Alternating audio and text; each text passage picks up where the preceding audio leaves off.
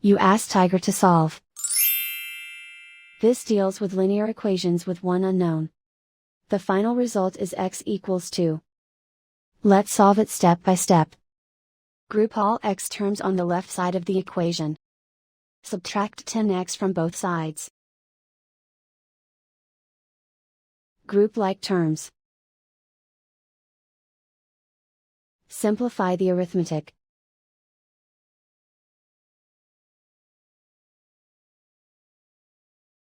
Group all constants on the right side of the equation.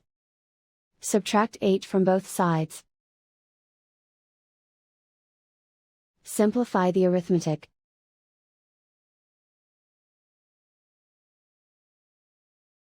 Isolate the x. Divide both sides by -4. Cancel out the negatives. Simplify the fraction. Cancel out the negatives. Find the greatest common factor of the numerator and denominator. Factor out and cancel the greatest common factor. And so the final result is x equals 2.